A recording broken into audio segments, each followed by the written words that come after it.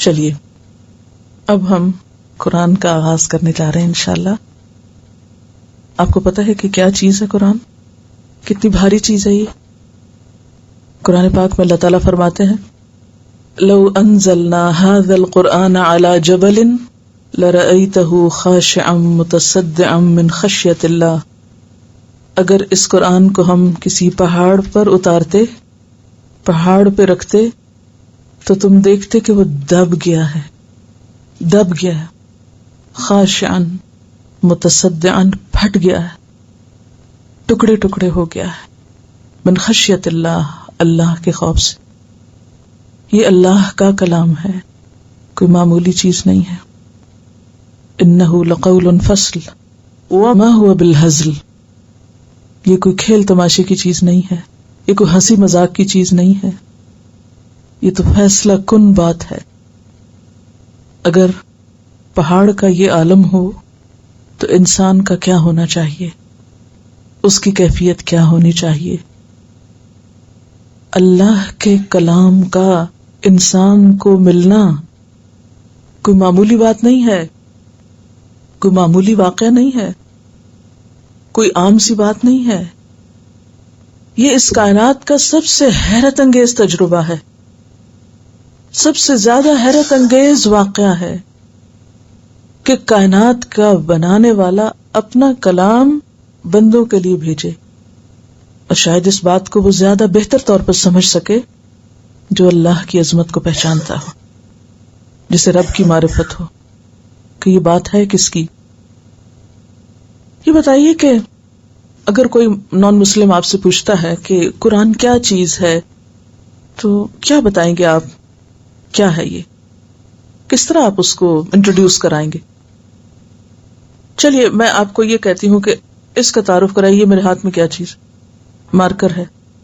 آپ سب کو تو پتا ہے کہ مارکر کیا کرتا ہے. آپ کسی گاؤں میں جاتے ہیں، وہاں ایک بچہ آپ کو ملتا ہے، وہ آپ کے ہاتھ میں پوچھتا ہے یہ کیا آپ کے ہاتھ میں، تو آپ اسے کیا کہیں گے؟ مارکر ہے. وہ کیا سمجھے گا مارکر کیا ہے؟ کیپ ان مائنڈ کہ آپ بات کس سے کر رہے ہیں اور اس کا لیول کیا ہے.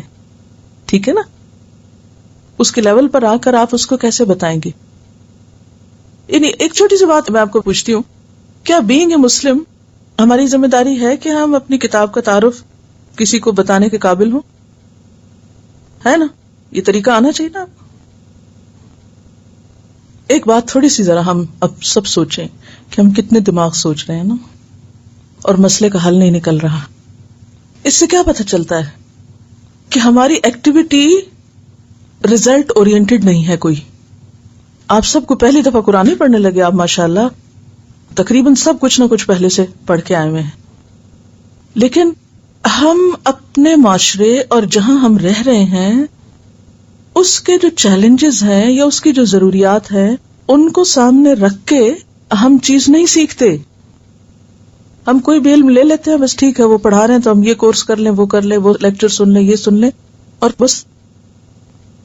تو دیکھیے کہ سب سے پہلے تو میں یہ کہوں گی کہ یہ ایک بک ہے جو اللہ کا کلام ہے، اور اللہ تعالیٰ نے اپنے فرشتے جبریل علیہ السلام کے ذریعے محمد صلی اللہ علیہ وسلم پر نازل کیا. کس سینچری میں؟ 7th سینچری، کیونکہ آپ صلی اللہ علیہ وسلم 40 کے ہوئے تھے تو اس وقت 7th سینچری شروع ہو چکی تھی. آپ کو یہ پتا ہونا چاہیے، آپ کو you should talk like this کہ it was revealed in 7th century. کیوں ایسے بولیں گے آپ کہ 7th سینچری میں نازل ہوا تھا؟ کل بھی میں نے آپ کو بات کہی تھی کہ ہر چیز دلیل کے ساتھ اور ہر چیز کے پیچھے کوئی ریفرنس اور پروف کے ساتھ کچھ بات ہونی چاہیے. اور آپ پھر یہ بتائیں گے کہ یہ 23 ایئرز میں ریویل ہوا، اور کچھ حصہ اس کا مکہ میں اور کچھ مدینہ میں. And everybody knows now کہ where is Mecca and where is Medina. اور آپ دیکھیے کہ قرآن پاک میں ایک آیت ہے جو خود سیلف ایکسپلینیٹری ہے کہ what is Quran, what is قرآن. قرآن کے بارے میں سورۃ الشعراء کی ایک آیت ہے، وَإِنَّهُ لَتَنزِيلُ رَبِّ الْعَالَمِينَ نَزَلَ بِهِ الرُّوحُ الْأَمِينُ عَلَى قَلْبِكَ لِتَكُونَ مِنَ الْمُنذِرِينَ بِلِسَانٍ عَرَبِيٍّ مُبِينٍ وَإِنَّهُ لَفِي زُبُرِ الْأَوَّلِينَ. کمپلیٹ انٹروڈکشن ہے. سورۃ الشعراء آیت نمبر 192 سے 196. ترجمہ بتاتی ہوں آپ کو. بے شک یہ خداوند عالم کا اتارا ہوا کلام ہے، اس کو امانت دار فرشتہ لے کر اترا ہے تمہارے دل پر، یعنی محمد صلی اللہ علیہ وسلم کے دل پر، تاکہ تم ڈرانے والوں میں سے بنو. صاف عربی زبان میں ہے اور اس کا ذکر پہلے لوگوں کی کتابوں میں بھی ہے. ٹھیک ہے، تو یہ ایک بہترین تعارف ہے. اس میں 3-4 باتیں ہیں، آپ لکھ سکتے ہیں. اس آیت کو خود گھر جا کر نکالیے قرآن پاک میں سے، نکال کر اس کو آپ سیدھی لائن میں نہیں لکھیں گے، اوپر سے نیچے لکھیں گے. کیسے؟ وَإِنَّهُ لَتَنزِيلُ رَبِّ الْعَالَمِينَ، ایک بات. نمبر 2، نزل بہ الروح الامین، دوسری بات. علی قلبک، تیسری بات. لتکون من المنذرین، چوتھی بات کر سکتے ہیں. لتکون من المنذرین پرپس کیا ہے؟ تاکہ لوگوں کو خبردار کیا جائے، وارن کیا جائے، آخری دن کے بارے میں بتایا جائے. بلسان عربی مبین، اور یہ عربی زبان میں ہے. وَإِنَّهُ لَفِي زُبُرِ الْأَوَّلِينَ، اور اس کا ذکر یا اس میں جو انفارمیشن ہے یہ صرف اسی میں نہیں، اس کی ریلیٹڈ انفارمیشن پہلی کتابوں میں بھی موجود ہے. اس کا ذکر بھی پہلی کتابوں میں ہے اور اس سے ملتی جلتی چیزیں بھی بائبل میں، تورا میں، سب جگہوں میں موجود ہے. بہت سی چیزیں اس میں ریزامبل بھی کرتی ہیں. قرآن ہے نا معجزہ. جو بات ہم اتنی دیر لگا کے حل نہیں کر سکے اور ہم نتیجے پہ نہیں پہنچے، قرآن نے کچھ آیتوں میں سب کچھ آپ کو بتا دیا. اب ضروری ہے کہ قرآن آپ اس طرح پڑھیں کہ اس کو استعمال بھی کر سکے انشاءاللہ تعالی. تو آپ اس سیکوینس سے چلے تو بہت اچھا ہے. جو قرآن کا اگر یاد نہ بھی ہو تو اس کی چند باتیں آپ کو یاد ہوں. کس کی طرف سے ہے، کس کے ذریعے سے ہے، کس پر ہے، what is the purpose, what's the language, اور پھر اس کی ریزمبلنس اور کس سے ہے، نہیں واٹ از اٹ لائک. دیکھیں نا، مثلا ابھی میں نے آپ سے کہا تھا کہ آپ اس مارکر کو انٹروڈیوس کرائیں، تو اب آپ یہ کہیں گے کہ بھئی کس نے بنایا ہے، کس کام کے لیے بنایا ہے. جب بھی آپ خریدنے لگتے ہیں تو کیا دیکھتے ہیں؟ پرماننٹ ہے یا کس کام کے لیے، کہاں کا بنا ہوا ہے، کتنا چلے گا. یہ ساری چیزیں ہم دیکھتے ہیں نا کسی بھی چیز کو انٹروڈیوس کرنے کے لیے. اب جب آپ یہ کہیں گے نا وَإِنَّهُ لَفِي زُبُرِ الْأَوَّلِينَ، یعنی جیسے تورا ہے، انجیل ہے، تو وہ کہیں گے پھر قرآن کی کیا ضرورت ہے. اب آپ کیا بات کریں گے؟ یعنی گفتگو بڑھے گی نا آگے. آپ نے تو دعوے کر دیے اتنے کہ جبریل لائے اور یہ محمد صلی اللہ علیہ وسلم پہ اتری اور یہ ساری باتیں بلسان عربی مبین والی، تو پھر اگلی بات یہ ہو سکتی ہے کہ واٹس دا پروف. آپ نے دعویٰ کیا، آپ پروف لائیے. اب کیا پروف لائیں گے؟ پچھلی کتابیں بھی اللہ کی طرف سے تھیں، ہم ان کو بھی مانتے ہیں، لیکن ان میں چینجز آ گئے اور یہ ان کو بھی پتا ہے، وہ جانتے ہیں اس بات کو. اب آپ دیکھیے کہ یہ جو لفظ ہے نا منذرین، اس سے مطلب یہ ہے کہ صرف آپ صلی اللہ علیہ وسلم پر کتاب نہیں آئی بلکہ اس کے علاوہ بھی پیغمبر آئے ہیں. قرآن پاک میں ایک ادب بتایا گیا کہ جب آپ بات کریں اہل کتاب سے خاص طور پر، تو آپ کس طرح بات کریں؟ تعالوا الی کلمۃ سواء بیننا وبینکم، آؤ ایک بات کی طرف جو ہمارے تمہارے درمیان برابر ہے. یعنی کامن گراؤنڈز پہ بات کریں. ہمیشہ اہل کتاب سے ہمیشہ کامن گراؤنڈز پہ بات کریں. کامن گراؤنڈز کیا ہیں؟ ہمارے اور تمہارے درمیان کیا سوا ہے اور فرق کہاں آ گیا. ٹھیک ہے. اچھا، پھر اس کے بعد آپ دیکھیے کہ اب آپ کو جو پروف دینا ہے وہ نمبر 1 یہ ہے کہ 1400 سال سے اس میں کوئی تبدیلی نہیں ہوئی، اور یہ بات بھی پروفڈ ہے، فیکٹ ہے یہ. اور اس میں آگے آپ کو دلیل بھی دیں گے کہ کس طرح جرمنی کا ایک انسٹیٹیوٹ جس میں ہزاروں کی تعداد میں قرآن پاک کو جمع کر کے باہم کمپیئر کیا گیا، کولیٹ کیا گیا، اور کوئی بھی فرق انہیں نظر نہیں آیا سوائے مس پرنٹ حروف کے یا کچھ زبر زیر کے، ادروائز سب ایک ہی جیسا تھا. دوسرا پروف کہ 1500 سال پہلے جب یہ قرآن نازل ہوا تھا تو اس وقت کوئی نہیں جانتا تھا فزکس کو، کیمسٹری کو، بایولوجی کو، جیولوجی کو، ایسٹرولوجی کو، کچھ نہیں کسی کو آتا تھا ان چیزوں میں سے. لیکن جو فیکٹس اس وقت بتائے گئے وہ آج 20ویں صدی میں سائنس نے پروف کیے اور وہ قرآن میں آلریڈی موجود ہیں. تو پھر آپ تھوڑے سے فیکٹس یاد بھی کر سکتے ہیں. یہ ڈیٹیلز ہے، پھر یہ آپ کی اپنی ضرورت پر ہے، جو ہر ایک کی ضرورت نہیں ہے ٹپس پر یاد کرنے کی. اور اس میں خاص طور پر اگر کوئی مزید انٹرسٹ شو کرے تو موریس بکائی کی جو کتاب ہے قرآن، بائبل اینڈ سائنس، ان کا سوال بڑا ریلیونٹ ہے کہ جب یہ نان مسلمس کو کہتے ہیں کہ ہماری کتاب تبدیل نہیں ہوئی تو وہ کہتے ہیں کہ کوئی پروف لائیں اور کیسے آپ ثابت کریں گے.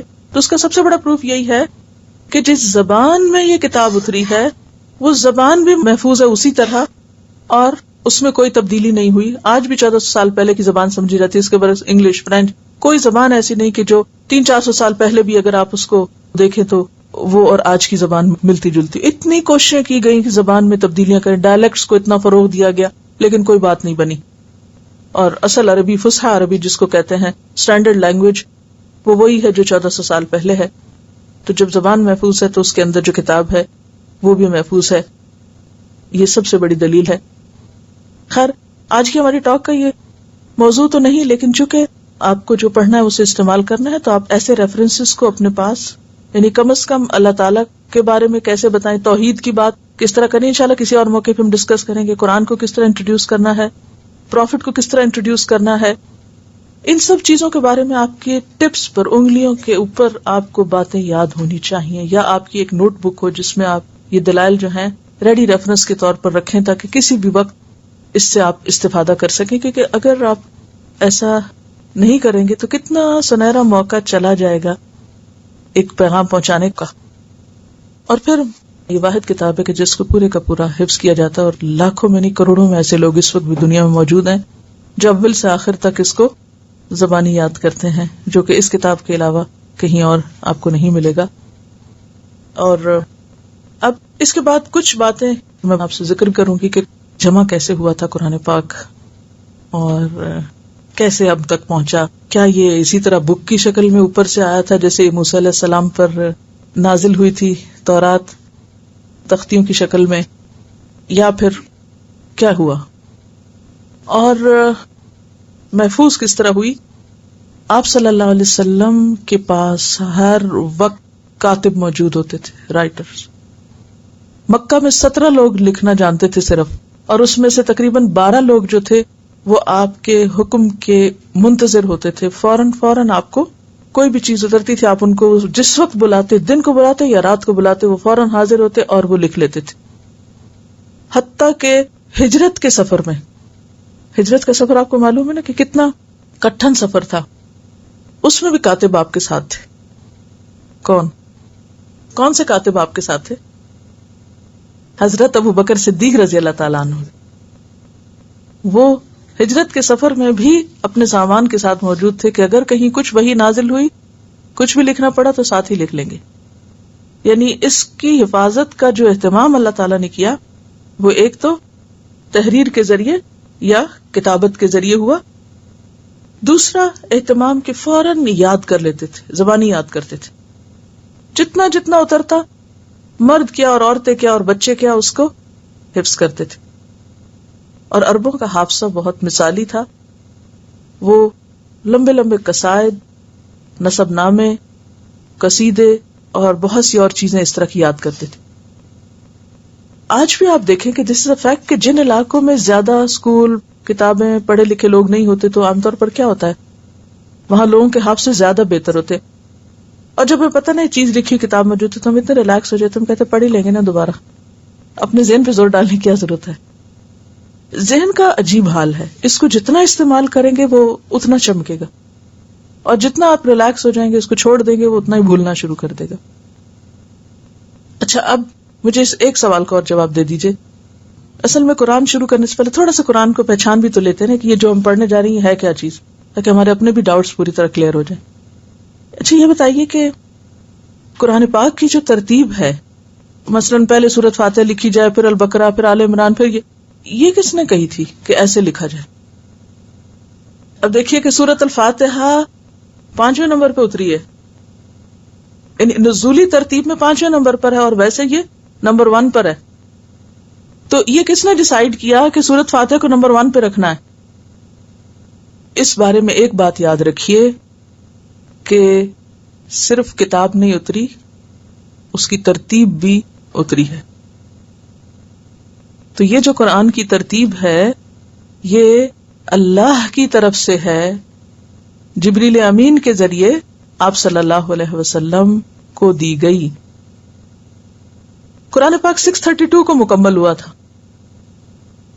تو 632 میں قرآن پاک کی تکمیل ہوئی اور اس کے ساتھ اس کی ترتیب بھی مکمل ہوئی. اس کے بعد آپ صلی اللہ علیہ وسلم کی تھوڑی عرصے کے بعد وفات ہو گئی. آپ دنیا سے تشریف لے گئے. میرا سوال آپ سے یہ ہے کہ کیا جب آپ دنیا سے تشریف لے گئے تھے تو قرآن پاک ایک جلد میں تھا؟ نہیں تھا. ایک جلد میں نہیں تھا. جلد میں کس نے رکھا؟ حضرت ابو بکر رضی اللہ تعالیٰ عنہ نے. ٹھیک ہے، یعنی مجلد میں رکھنے کا کام حضرت ابو بکر نے خود نہیں کیا تھا، بلکہ آپ کے احکام کے تحت یا آپ کے حکم کے تحت کیا تھا. اور اس کام کو کرنے کے لیے کس مشہور صحابی کو اپوائنٹ کیا گیا تھا؟ یہ زید بن ثابت تھے، انصاری تھے یہ، اور یہ قرآن کے مکمل حافظ تھے. انہوں نے کیا کیا کہ اس کو ڈبل چیک کیا، ترتیب کو ڈبل چیک کیا. ڈبل چیک کیسے کرنا ہوتا ہے؟ 2 وے. کیسے؟ حافظوں کو بلایا، ان سے سنتے تھے، کیونکہ جو حافظ تھے نا آپ صلی اللہ علیہ وسلم کے زمانے میں، انہوں نے ترتیب سے حفظ کیا ہوا تھا. ان سے سنتے اور لکھے ہوئے کو چیک کرتے، پھر لکھے ہوئے کو حافظوں پہ پڑھتے اور اس طرح چیک کرتے. تو یہ ڈبل چیکنگ ہوگی، یعنی ایک کو دوسرے سے اور دوسرے کو پہلے سے کمپیئر کیا گیا. لکھے ہوئے کو یاد کیے ہوئے سے اور یاد کیے ہوئے کو لکھے ہوئے سے کمپیئر کیا گیا، اور اس طرح اس کو اصل شکل میں ایک جلد میں رکھا گیا. اور آپ کو پتا ہے کہ وہ جلد کی شیپ کیسی تھی؟ جلد کی شیپ پوچھ رہی ہوں میں، چوکور. اسی لیے اس کو ربع کہا گیا. جو جلد حضرت ابو بکر کے زمانے میں بنی تھی وہ جلد چوکور تھی اور اس کو ربع کہا گیا تھا. ٹھیک ہے، اس کو کس کے پاس رکھوایا گیا تھا؟ کمپلیٹ کر کے جلد میں رکھ کے کسی کے پاس رکھوا دیا گیا تھا کہ اب اس کو سنبھال لو. حضرت حفصہ. حضرت حفصہ رسول اللہ صلی اللہ علیہ وسلم کی زوجہ محترمہ تھی، جو حضرت عمر کی بیٹی تھی. جب میں نے پہلی دفعہ یہ پڑھا تھا تو مجھے اتنا اچھا لگا تھا کہ اچھا، عورت اتنی قابل ہو سکتی ہے کہ وہ اتنی بڑی ذمہ داری لے. اور یہ کتنی بڑی سعادت کی بات ہے نا. آپ کی اتنی ازواج میں سے حضرت حفصہ کے حصے میں یہ چیز آئی کہ ان کی حفاظت میں دیا گیا کہ آپ اس کو رکھیں، اپنے پاس سنبھال لیں. اب یہ اوریجنل کاپی ہے. ایک خاتون کو بھی شریک کیا گیا ہے. یہ جو کہتے ہیں نا عورت کو تو کوئی مقام ہی نہیں اسلام میں دیا گیا، تو ایسی باتیں بھی یاد رکھا کریں. اچھا، اب یہ ان کے پاس رہا، حضرت عمر کے دور میں بھی رہا، حتیٰ کہ حضرت عثمان کا دور آ گیا. حضرت عثمان نے کیا کیا تھا؟ ان کا کیا کام تھا؟ حضرت عثمان نے اس کی آفیشیل کاپیز جو تھی وہ بڑے بڑے شہروں میں بھجوائی تھی. ٹھیک ہے، اوریجنل کو لے کے اس کی ہو بہو کاپیز بنوا کے بڑے بڑے شہروں میں آپ نے ارسال کر دی تھی. کس لیے؟ ایک اس پر جمع کرنے کے لیے. اسی لیے ان کو کیا کہا جاتا ہے؟ جامع قرآن. نا کہ انہوں نے جمع و تدوین جو ان کے طرف ایٹریبیوٹ کی جاتی ہے نا حضرت عثمان کی طرف، وہ اسی وجہ سے کہ لوگوں کو ایک چیز پر جمع کیا تھا اور مختلف جگہوں پر جامع مسجدیں جو تھی وہاں پر کاپیز رکھوائی گئی تھی اور اس کے مطابق باقی لوگوں کو فالو کرنے کے لیے کہا گیا. اچھا یہ بتائیے کہ شروع میں زبر زیر نہیں تھی، بہت سمپل سی تحریر تھی. حضرت عثمان کا مصحف اگر آپ نے کبھی اس کی تصویر دیکھی ہو تو آپ دیکھیں گے کہ ابھی اگر آپ پڑھنا چاہیں تو شاید اس کو پڑھ بھی نہ سکے نا، کہ وہ اتنا سمپل طریقے سے لکھا ہوا ہے. تو کس نے پھر زبر زیر اس پر لگوائی تھی؟ حجاج بن یوسف نے لگوائی تھی. اس کے بعد آپ دیکھیے کہ اگلا جو سٹیپ تھا وہ خطاطی کو خوبصورت بنایا گیا، یعنی لکھنے کا جو انداز تھا اسے امپروو کیا گیا. کسی مشہور خطاط کا نام آپ بتائیں گے کہ جس نے عربی کیلیگرافی کو بہت زیادہ پریکٹس کے بعد ایک خاص شیپ دی جس کو خط کوفی کہا جاتا ہے؟ ابن مقلہ کا نام سنا کسی نے؟ ابن مقلہ، میم قاف لام ہے. ابن مقلہ نے کیلیگرافی کو بہت امپروو کیا تھا اور پھر خوبصورت وہاں سے قرآن پاک لکھنے کا آغاز ہوا. پھر اس کے بعد جیسے کہ آپ نے فرمایا کہ لہجوں میں فرق تھا اور ڈائلیکٹس مختلف تھے، تو فن قرات وجود میں آیا. فن قرات کہ قرآن کو پڑھنا کیسے. اور جب اجمی لوگ مسلمان ہوئے تو مخارج کا مسئلہ ہوا جیسے ہم لوگوں کے ساتھ ہے، اور پھر اس پر بہت محنت ہوئی اور قرآن پاک کو خوبصورت سے خوبصورت انداز میں این اس طریقے پر پڑھنے کی کوشش کی گئی جس پر یہ نازل ہوا تھا. ٹھیک ہے، یہ سارے مرحلے ہیں حفاظت کے اور قرآن کے اوریجنل ٹیکسٹ کو خوبصورت شکل میں لوگوں کے سامنے لانے کے. اس کے بعد اب اس مرحلے پر جہاں ہم پہنچ چکے ہیں، اب اللہ تعالیٰ نے حفاظت دو طرح سے کی ہے آج کے دور میں بھی. ایک تو پرنٹنگ پریس کے ایجاد کی وجہ سے، اور خصوصاً جو مدینہ منورہ میں ملک فہد کا وہ کمپلیکس ہے جس میں قرآن پاک کی پرنٹنگ ہوتی ہے، وہاں سے کروڑوں کی تعداد میں قرآن پاک چھپ کے دنیا کے ہر علاقے میں لوگوں تک پہنچائے جا رہے ہیں. ایسے علاقے کے جہاں کے لوگ خریدنے کی وسعت یا سکت نہیں رکھتے تھے، یا یہ کہ فیسلٹیز نہیں تھی وہاں، پھر مختلف زبانوں میں اس کے تراجم وغیرہ بھی ساتھ ہو رہے ہیں. یعنی پرنٹنگ پریس سے پہلے کس کس پہلو سے حفاظت ہوئی؟ اس کی ریڈنگ کی حفاظت ہوئی کہ جس لہجے پر آپ نے پڑھا اسی پر پڑھا جائے، جیسا آپ نے لکھوایا وہ ٹیکسٹ محفوظ رہے. اس میں حسن تو پیدا کیا گیا لکھنے کے اعتبار سے، لیکن تبدیلی کوئی نہیں ہوئی. اور اب دوسرا طریقہ حفاظت کا، ایک تحریر پرنٹنگ پریس اور دوسرا ہے ریکارڈنگ. نہ صرف یہ کہ الفاظ محفوظ ہیں بلکہ ان کے پڑھنے کا انداز بھی محفوظ ہو گیا.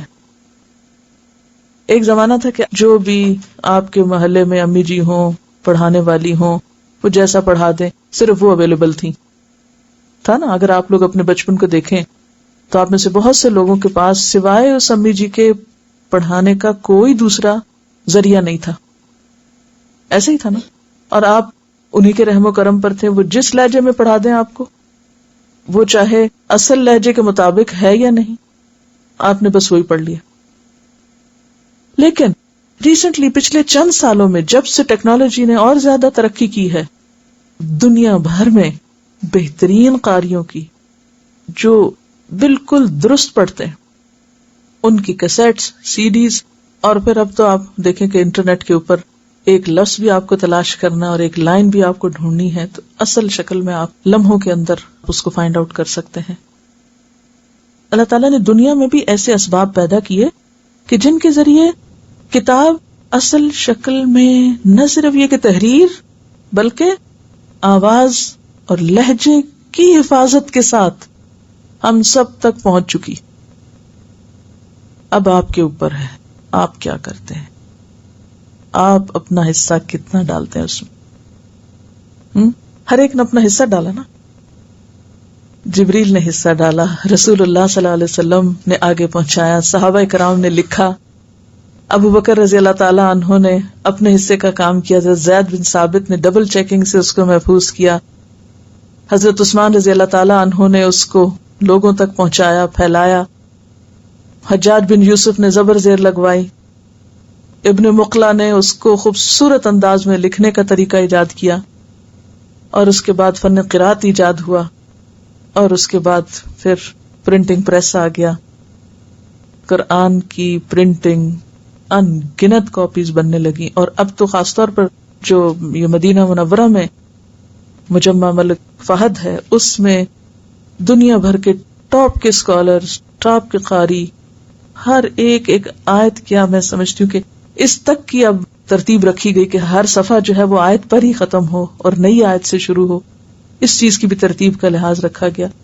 اور اس کے ساتھ ساتھ ریکارڈنگز حرم کے قراء کی اور دنیا کے مشہور ترین بہترین قراء کی. اب کوئی یہ نہیں کہہ سکتا کہ میں قرآن کیسے سیکھوں.